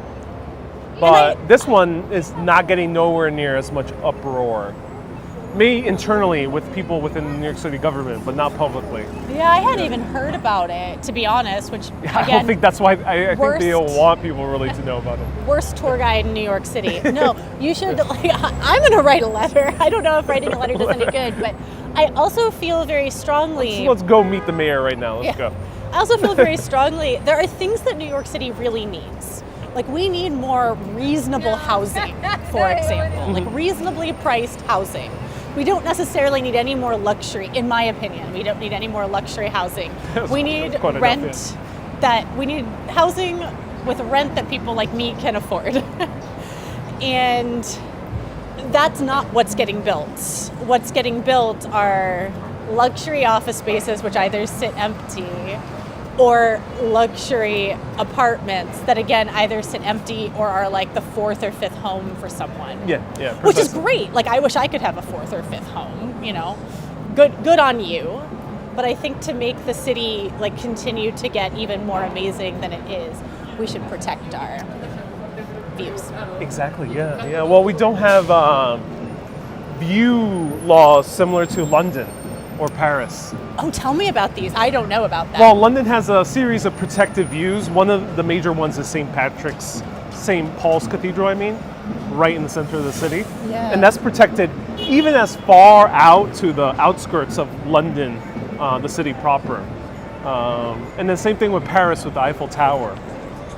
You can't block the Eiffel Tower's view from most of Paris. Oh, wow. That's why you can see it. Like, so many hotels, so many apartments, so many vantage points of the Eiffel Tower. And Well, as a tourist, I love it. But I'm glad this view is not blocked. Yes. This is Grand Central Terminal. So we're about to enter Grand Central Terminal. If you, I hope that the live stream works. Yeah, So, like, it will. Yeah. If you want to sound like a true New Yorker, you are going to Grand Central Terminal and not Grand Central Station. But it is technically a station. It's technically a terminal. A It's- station it's is technically something that a terminal. train passes through. Well, there's a subway. That's why. That's why technically. Guys, I did not capture the abuse that Megan just punched me very hard. No, I'm joking. But yeah, it's I never thought of that. it's technically a there's- station. So I need to tell you another bit. Yeah. This is not abuse, but Yeah. in theater, if someone sings a song really well in class, for some reason, I do not know how this got started, but we take our shoes off and we throw them at the person. I guess we resort to violence to show how impressed we are. And there have been so many short videos that Ariel's done recently that have really made me want to just throw a shoe at you. And I never know, I don't want to comment I'm throwing a shoe at you. You should write in the comments, throw shoe. I'm gonna be why are you throwing objects at him? And I'm no, it's supposed to be because he's so great. So yes, he was very right. I never thought of it. I was impressed, and so my initial response was to punch him. But it's true because it was initially built as a terminal. It's that the subway is technically a different part. But it gets very tricky because it's both a station and a terminal. I feel like the past 10 years of my life have been a lie. It's a lie. Well, let me show you the subway. I've used that subway. So those eagles are from what was here before. That was the Grand Central Depot. The Grand Central Depot, yeah. And then and also Old Penn Station. Same type of eagles. Yes. Okay. So, it's so much busier than when I was here earlier. Well, now we're in rush hour time. Yeah, makes sense since it is, as you mentioned. Dinda says, well, I will keep throwing shoes at Ariel. Wait, you're going to have all of these comments. It's we're throwing just a little emoji of a shoe, a sneaker, a high heel. We'll make this a trend. No stilettos, says Almo. Yes, please, no stilettos. Okay, we'll only throw sneakers at Ariel. No stilettos nor Doc Martens, because that would be too heavy. How about a Jimmy Choo? A Jimmy Choo, that's good. I'll keep them and resell them. Should we go to this? Let's go, yeah. But have you ever had the best black and white cookie in New York City? So I'm going to be honest. Yeah. Is it in here? It's in here, yeah. Oh, show it to me. All right. Take me to it. Oh. Okay, so here's the truth is that I'm not a black and white cookie expert, so. So right here, Zaro's, family-owned business from 1927. They still make all their baked goods all up in the Bronx, and they're only in the major stations of New York City. But they have the best black and white cookies. So entertain the guests as I buy, and we'll try the black and white. I'm entertaining you. I'm going to show us some live music because I love that we have live street musicians here. A lot of times the street musicians that you see in New York City will be the same street musicians that you'll see performing at Carnegie Hall or Lincoln Center. Oh, Shelley, I'm so glad that you got a surprise tour. I hope that you're enjoying it. If anybody has any questions for me, I'm now looking at the comments, so I'm happy to answer any questions that you might have or do my best. Yes, throw those shoes.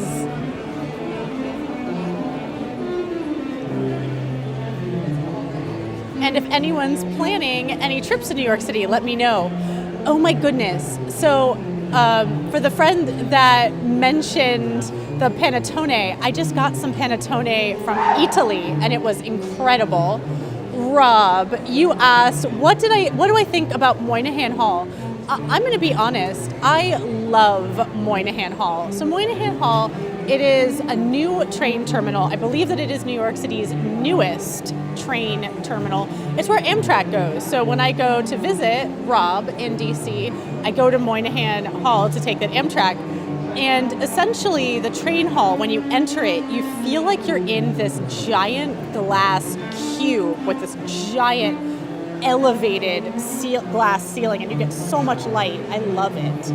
So Brett asks, what's my favorite place to tour, Megan? So I really love Lower Manhattan. I think that Lower Manhattan is just so full of history, and I adore it. Okay, here we go. This is what unites New York City together. Black and white and beige, all coming together as one. That's a joke from Seinfeld, one of my favorite sitcoms in New York City.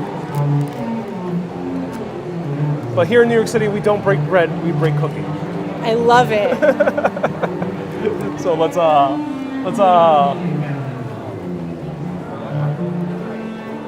right. So a bit How are hard. their bagels at Zaro's? The bagels are pretty good. Yeah, they're good enough for a station, I would say. I have lots of tour guests who seek the best bagels in Grand Central Terminal, and that's where I really come up with a lot. Cheers. Cheers.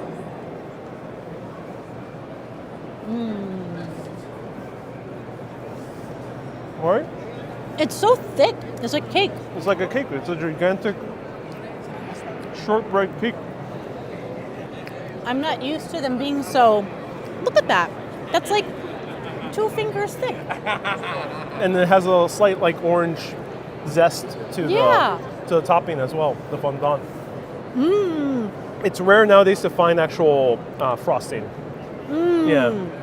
But in terms of the fondant, this is the best one in my opinion. I'm normally a chocolate side girl, but the white one is really good.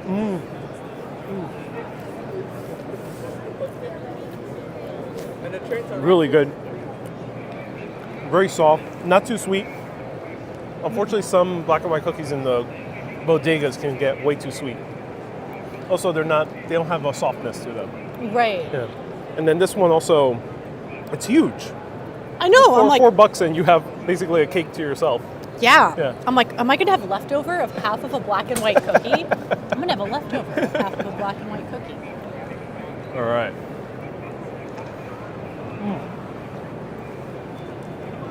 All right. So we are here at Grand Central Terminal eating black and white cookies. And I always ask people, do you recognize it from anything?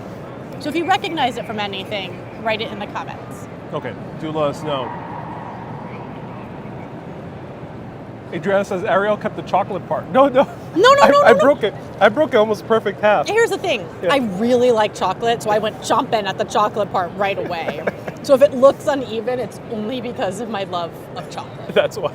However, despite my love of chocolate, and this is not to say the chocolate part was not good, because it was delicious, on this specific cookie, I'm a white girl. This one...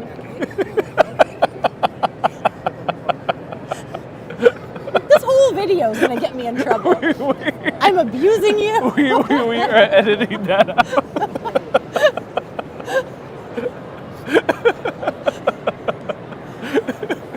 As you were saying.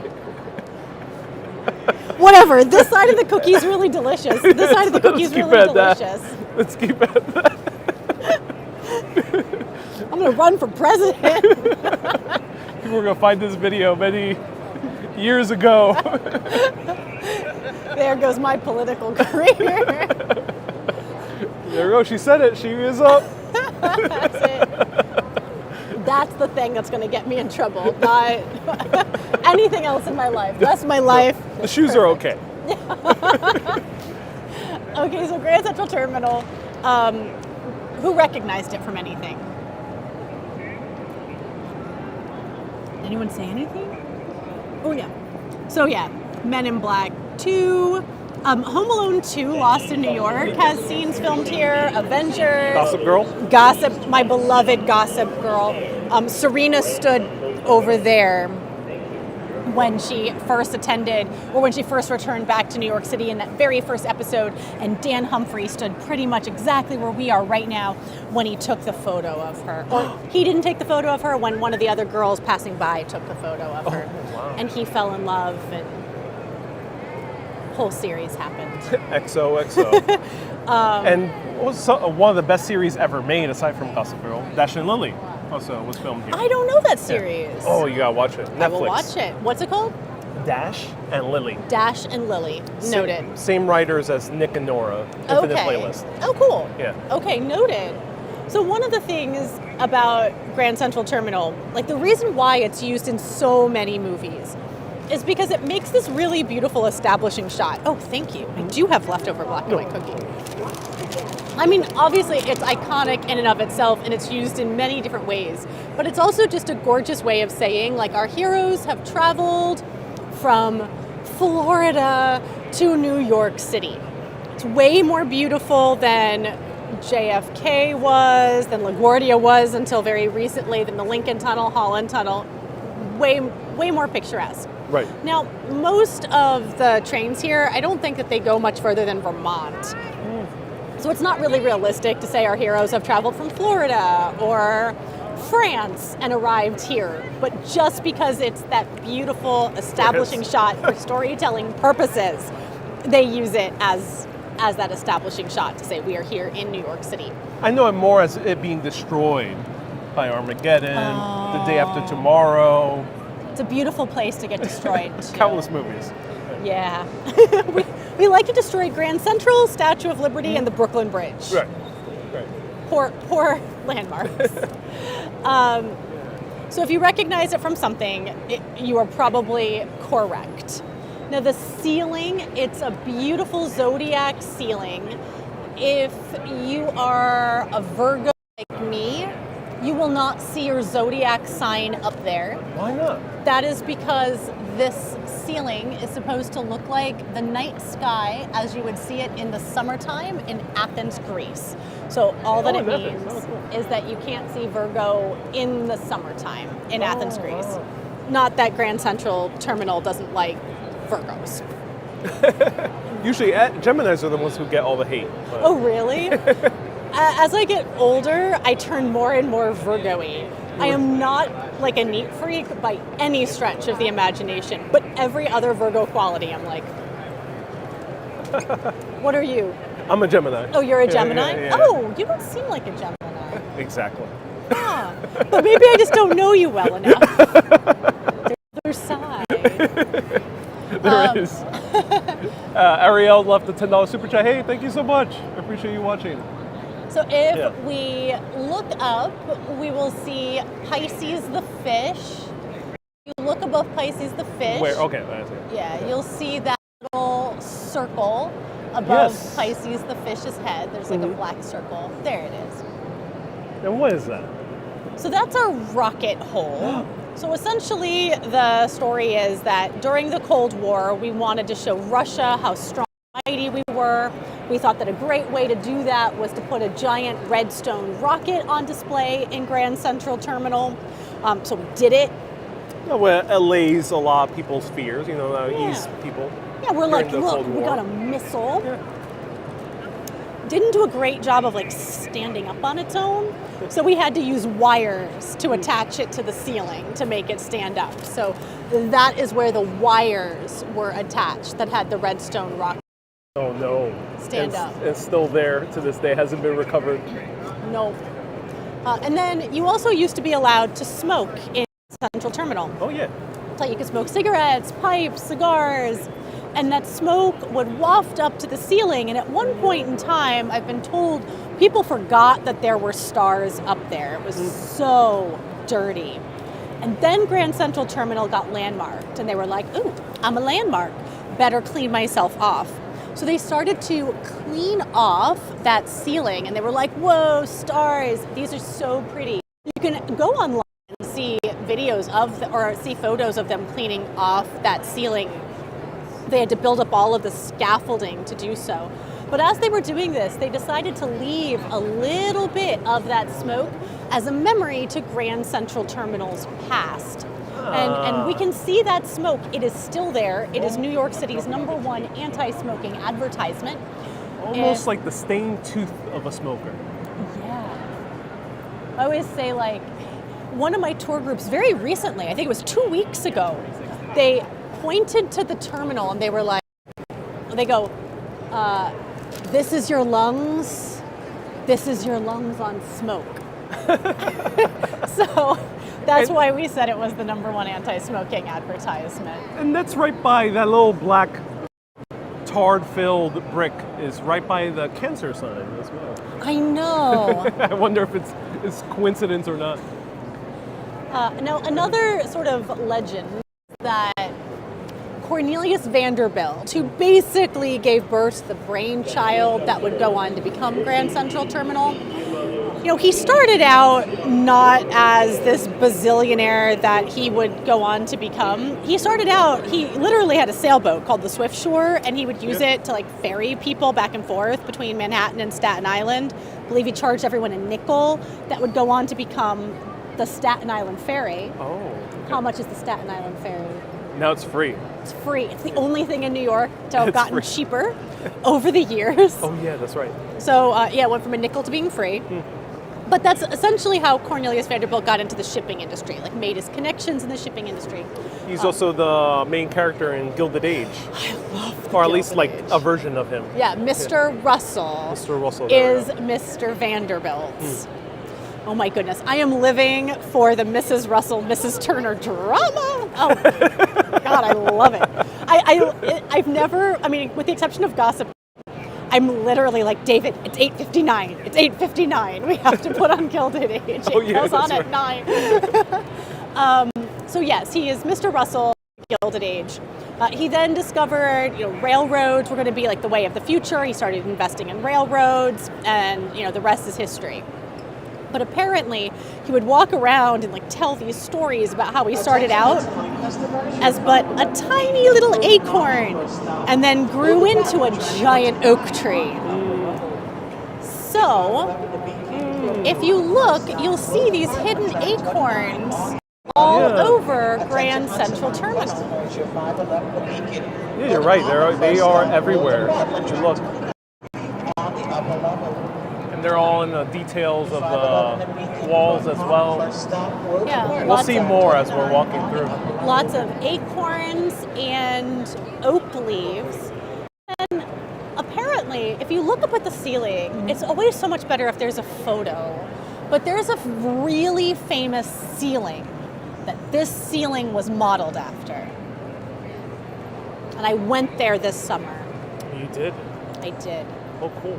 I Now- wonder which one you're referring to. You're not, the stars are not the same, but the general shape of this ceiling, if you swapped out paintings, is supposed to resemble the Sistine Chapel. Oh, in terms of the shape of the ceiling. Oh, yeah, that Correct. makes sense. Oh, yeah. And the Pope That's that right. helped fund the Sistine It's Chapel, much bigger than the Sistine Chapel. on his crest was acorns. So, in a way, I've been told that Cornelius Vanderbilt was also was likening himself to that Pope. Oh, wow. Yeah. And also the fact that the constellations are in reverse, Right. The way where that the rumor is that he said jokingly that it's from the viewpoint of God. Right. Or he was dyslexic, or he messed up. Yeah. The truth is out there. my Exactly. friends, but we'll never know it. Dun- I always tell my tour guests that they can pick their own, that they can choose their own version of that story. I give them all three. Should we go this way to see the Whispering Gallery? Let's go the longer way, yeah. Veronique, nice to see you here. So we're gonna stay live for about like 10 minutes or so. So if you have any last questions for Megan, feel free to ask. We're gonna see another thing down here in the Grand Central Terminal. Hey, Hooded Warrior says, nice, very informative. Toan, nice to see you here. Erlinda, welcome. Nebul. Peace for the World says, when did you live in Greece? Well, in a way, my heart is still in Greece. So we'll turn in here. Joe says, does she know the price of the clock? It was debunked recently It by was. our friends at Untapped New York. It was. Yeah, And which is a bummer. I love that fact. I wanna keep telling actually think the truth though is so much more interesting. Okay. So I'm really bad with exact numbers. I don't know, my brain just doesn't work with exact numbers, so I forget. But it was like, this clock is worth, $100 million or It was something. 18 to 25 million dollars. Okay, around there, yeah. 18 to $25 million, because the idea was that it was made out of like actual solid opal. Yeah. And the truth is that the Associated Press essentially came and they did an article where they said, oh, this is worth. Tell us the rest of the story Okay. over there on the other side. Oh.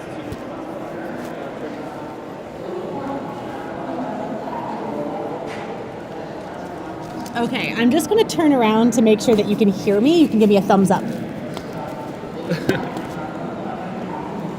Okay, so we're going to tell this story in the Whispering Gallery because it concerns the Associated Press and we don't want them hearing. So apparently the Associated Press came and did an article where they mentioned that the faces of that clock were made out of solid opal.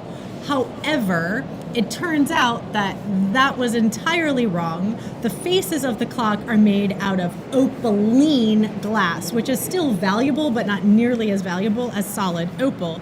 And our friends at Untapped City has figured this out in a couple of different ways. And one of the ways was going into the initial landmarking paperwork. And the landmarking paperwork mentioned that it was opaline glass.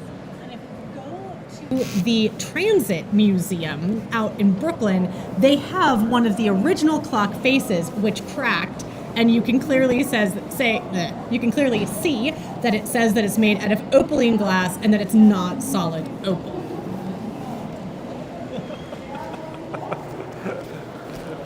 Oh my God.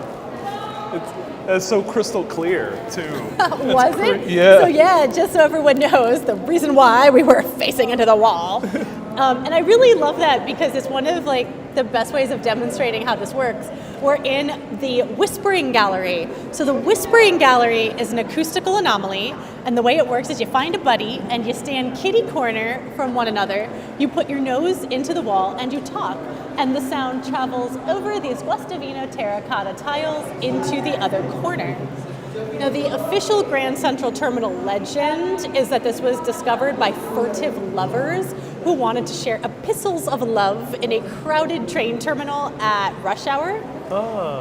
But I think what actually happened was there was a mom who had two kids who were misbehaving, and she was like, you go into that corner and you go into that corner and face the wall. And they were like, what? This is the coolest thing ever. And the Whispering Gallery was born.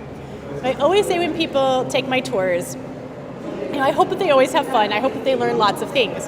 But there's just two things that are going to be the things that they're going to remember throughout their whole life. And that's going to be experiencing the Whispering Gallery and the fact that the bedrock of Manhattan is schist. Schist, yeah. Manhattan is built on a giant pile of schist. And people have so much fun with that. So those are kind of like, that's all you need. You've experienced all of New York City So now. you use that joke in the tours? Oh, yes, Oh, all I love the that. time. It's one of my favorite jokes.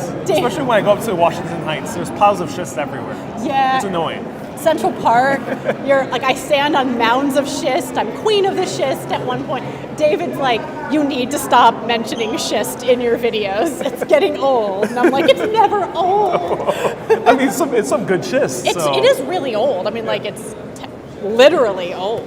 But yeah, it's some good schist. And it's the reason why New York exists the way that it exists. So without that very strong bedrock, schist is very strong. Without that very strong bedrock, we would not be able to anchor our very tall skyscrapers into the ground. Without our very tall skyscrapers, we would not be able to fit 1.5 million people onto the tiny island of Manhattan, and the city would not exist the way that we know and love it today. So thank schist. That is excellent. I love that. And here's the oldest oyster bar in all of New York City since 1913. Almost continuously running. It was closed for like 2 or 3 years, but it's so good. I'm glad it's open again. That's amazing. If they ever have, I was so sad they didn't have it today. There's a soup that they make called she crab soup. Yeah. It's basically like a really thick, creamy New England clam chowder made with this really tender chunks, like they're jumbo lump crab chunks in it. Oh, it is so good, and they usually have it this time of year. They didn't have it today, but if you were here and they have she crab soup, you must go in and get it. And you can sit, I mean, I don't know how well you can see it right now, but there's like a little bar there. Oh, that's us. Hi. Oh. Yeah, so you could just sit along that bar. They're really fast. It's for commuters. I have time between tours and I just need to grab something quickly. I run in there, I get a soup, I'm in, I'm out, I'm happy, and I've eaten a lot of deliciousness. Oh, that's cool. Also, you've been here before. And Nebul says, schist soup. No schist soup. I have no schist in my soup. It'll be a very salty soup. Maybe like a bowl made out of schist. That's amazing. Yeah, it's a good place. I really like it. And also Yeah. here we have the food court. Yeah, I went to Luke's Lobster and got some soup for lunch today. There's a Magnolia bake shop there. If you want to, it was made famous by Sex and the City. They have banana pudding, cupcakes. Banana pudding is the most famous now than the red velvet cupcake. Yeah. That originally was famous for. Also, Donut Plant is also here still. Okay, so I Which is made great. this mistake. Yeah. I always talk about the donut plant on my tours, but as I mentioned, sometimes I have like large groups. If there's a 500-person student move, there's guides will almost never have more than 50, but we try to keep it closer to 30 or 24 per guide. But if you bring like a group of 24 people here and you're like, okay, so you have a bathroom break right now, bathrooms are off to your right, and you can go eat, but they've heard me talk about the donut plant for the first 2 hours of the tour. All 24 people go to the donut plant. Oh, that's good to hear. Yeah, I just send them all here. And then like an hour later. I mean, they're very fast. I don't mean to say anything bad, but it's just funny because they're not used to getting bombarded by like giant groups of people all at once. So I have to be careful that I give equal love. Because there's a Veselka here now, like the Ukrainian dumpling place. There's a Veselka now here? Yeah. Wow, now I'm curious. Kelly says whisper. Oh, Kelly, go 10 minutes back. You'll see us whisper. And Joe says this stream is turning into schist. Oh no! Yeah, that's why we have solid facts like a rock. Yeah, that's it. Strong and mighty. Yeah, they have lots of great Wow, this places. has changed.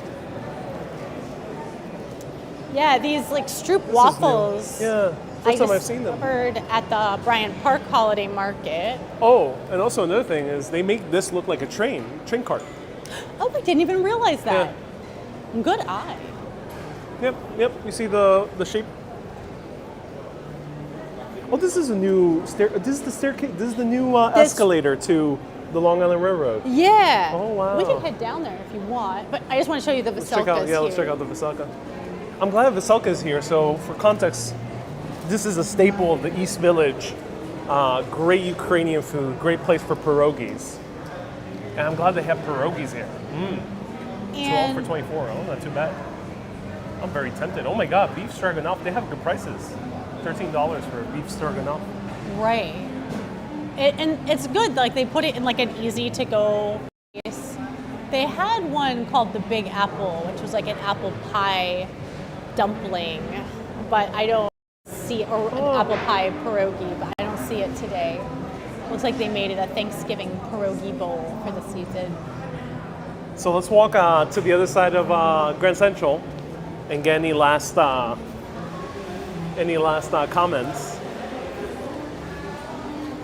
Any last questions? Justine says, I could spend my whole trip in Grand Central. It is. It's an amazing place to spend here. Yeah, I mean, you can do a 2-hour tour. They give them. My friend Sarah Lyons gives them.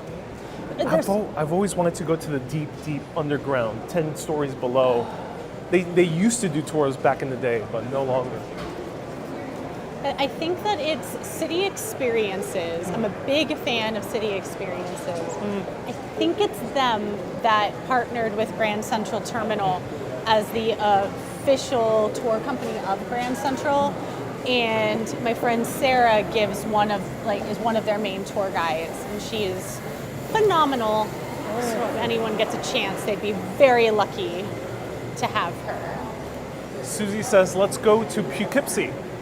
All right, let's do a live video going all the way up to Poughkeepsie, and we'll end at Poughkeepsie. Hey, Thomas says, also known from Gossip Girl, XOXO. Yes. Indeed. Gossip Girl's the best. You should see the Lost and Found there. Had to go once, says Susie. I wish I can go inside. I haven't been inside yet. What? Have you been inside? I haven't. No, I'm just like, that would be such a cool video. That would be a cool video. All right, we'll ask for permission next time. That would be such a cool video and have so much like interesting insight to the commuters. It's cool you know Sarah, so maybe we can set up to do a live video one of these days. Yeah, she would love it. Yeah. We did one together of Woodlawn Cemetery. Oh yeah, beautiful cemetery. And I learned so much. I knew nothing about it, and she just opened my eyes and made me love cemeteries. Because growing up in Florida, I was always sort of taught that cemeteries were like, it was a place of the dead, a place to be avoided. Yeah.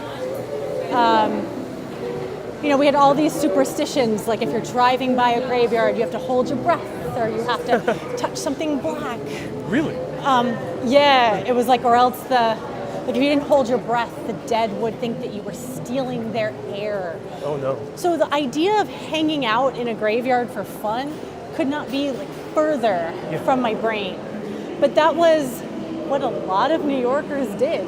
For a lot of New York City's history, is our graveyards doubled as public parks and public places, and people would go to these graveyards and have lunch with grandma, even if... Let's show this over here. Oh, real quickly. wow. So there were murals all along here, but most of them disappeared over the years. But here we still see one exposed of the railroad industry and planes. These look very similar to the ones at Rockefeller. They do, yeah, almost the same style. I assume if it's the same artist. I wonder. I don't know. That's going to be on my look-up list. Joe says, thanks for all the information on the clock, Megan. Tom says, this was the first holiday gift of the season, getting to see Ariel and Megan doing a tour together again. Aw, Tom. I feel so honored. Thank you. And Thank you, Tom. Henry says, absolutely kicking myself last year that I only walked around for only a few minutes. I wish they would have known that there's so much more. There's a lot of hidden nooks and crannies.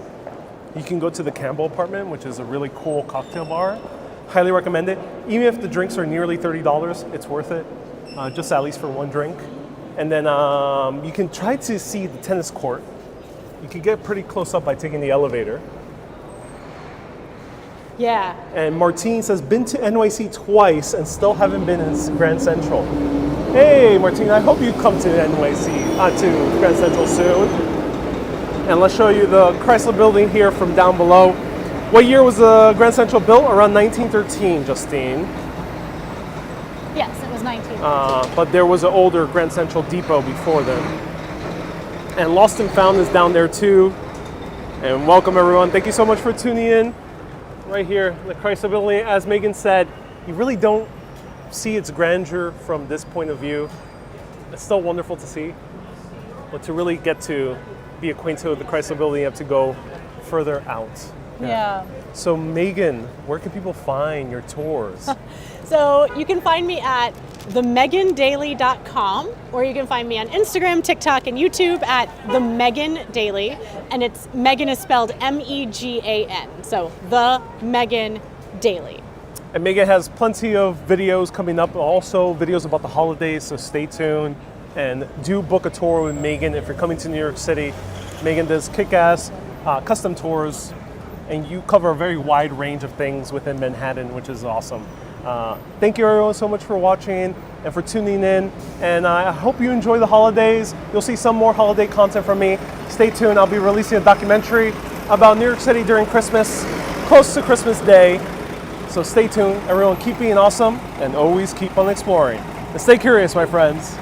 And subscribe! Subscribe because he's the best. Oh shoot, a shoe is coming. Throwing shoes at him because he's so amazing. And let's every do day. a goodbye. Bye-bye.